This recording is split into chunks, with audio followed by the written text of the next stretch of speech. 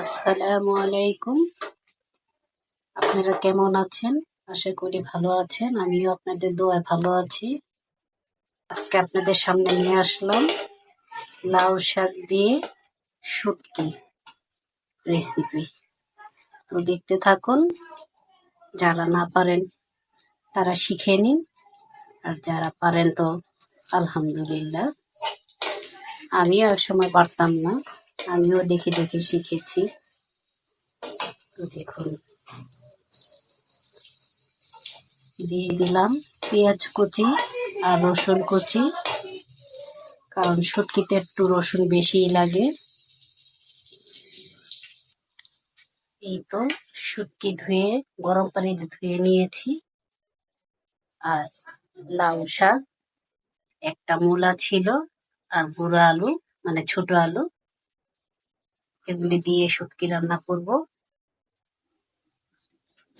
তো দেখুন কিভাবে রান্না করি।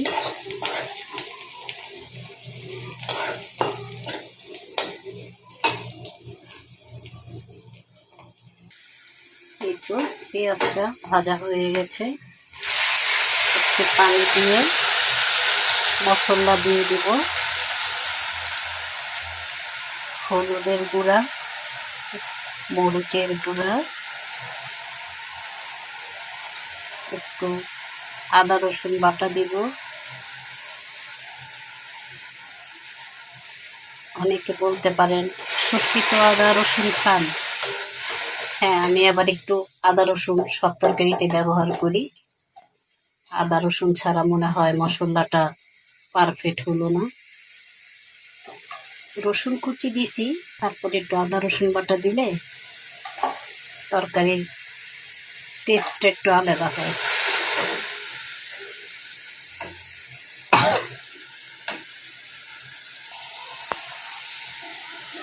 একটু আদা রসুন বাটা দিলাম।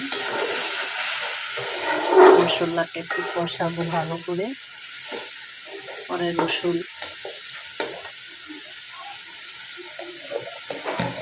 আদা রসুন একসাথে বাটা দিছি। এখন মশলা কষায়ে তারপরে শুটকি দিয়ে ভালো করে কষায়ে পরে দিব সবজি।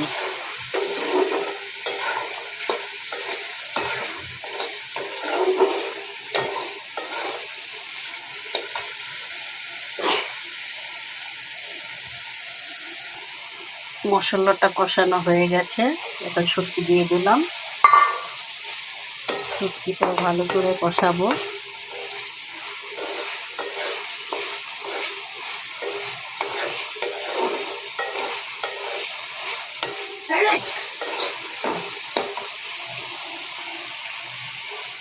শুটকিটা কষানো হয়ে গেছে, এখন শাক সবজি দিয়ে দিব।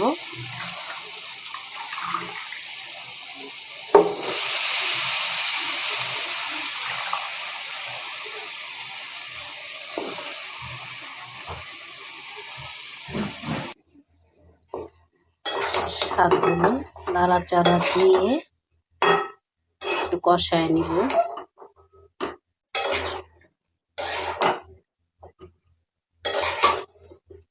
আসলে আগে রান্না করছি জালি কুমড়া দিয়ে, ইলিশ মাছ দিয়া, তো এক তরকারি দিয়ে ভাত খাওয়া তো যায় না।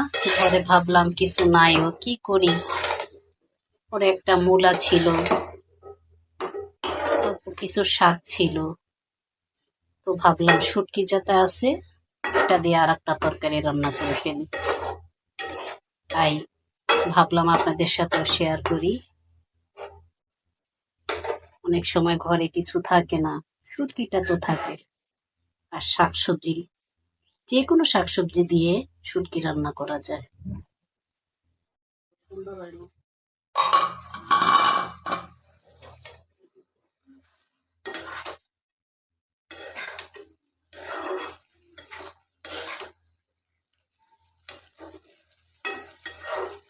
আর একটু কষায় ঝোল দিয়ে দিব।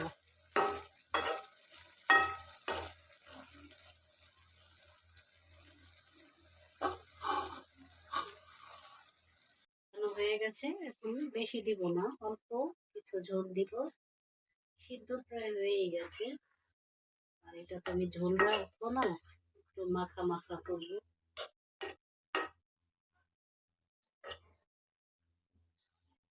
এরকম অল্প করে রান্না করে খেয়ে দেখবেন।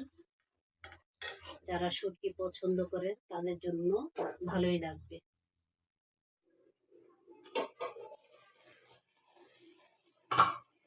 এই তো হয়ে গেল আমার শুটকি রান্না।